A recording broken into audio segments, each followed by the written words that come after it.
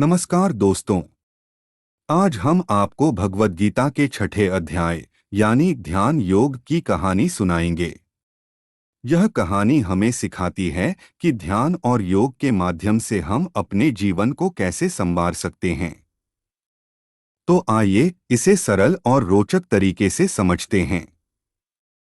महाभारत के युद्ध में अर्जुन अपने कर्तव्य को लेकर परेशान हैं। वह युद्ध के दौरान शांति और आत्मिक संतोष पाने का तरीका जानना चाहते हैं। तब भगवान श्री कृष्ण ने उन्हें ध्यान योग का ज्ञान दिया। श्री कृष्ण अर्जुन से कहते हैं, अर्जुन, जो व्यक्ति अपने मन और इंद्रियों पर काबू पा लेता है वही सच्चा योगी है। योग का अर्थ केवल आसन और शारीरिक अभ्यास नहीं है।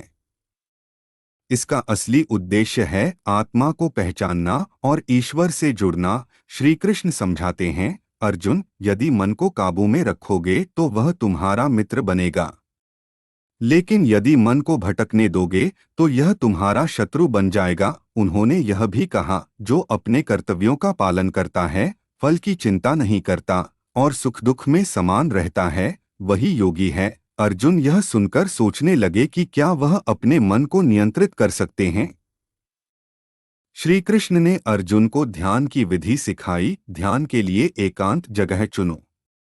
सुखद आसन पर बैठो। अपनी पीठ सीधी रखो।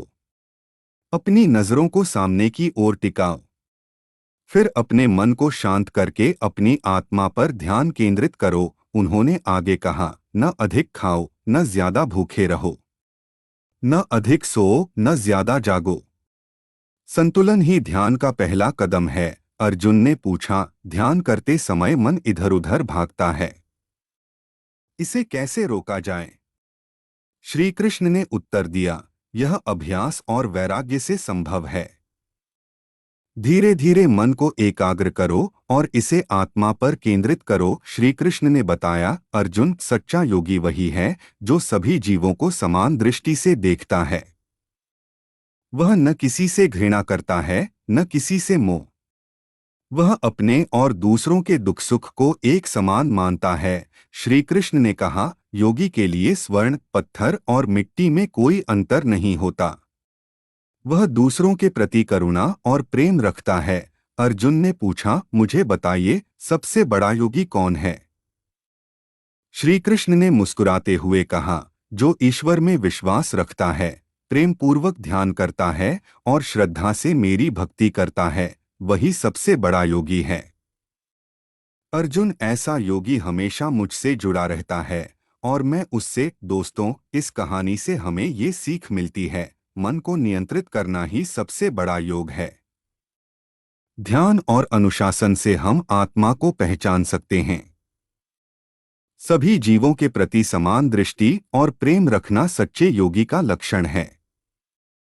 ईश्वर में विश्वास और ध्यान से आत्मिक शांति मिलती है। तो दोस्तों, यह थी भगवद गीता के छठे अध्याय ध्यान योग की कहानी। अगर आपको यह कहानी पसंद आई हो तो इसे लाइक करें, शेयर करें और हमारे चैनल को सब्सक्राइब करना न भूलें। अगली बार हम गीता के अगले अध्याय की कहानी लेकर आएंगे। तब तक के लिए शांति, ध्यान और प्रेम से अपना जीवन जिएं। धन्यवाद।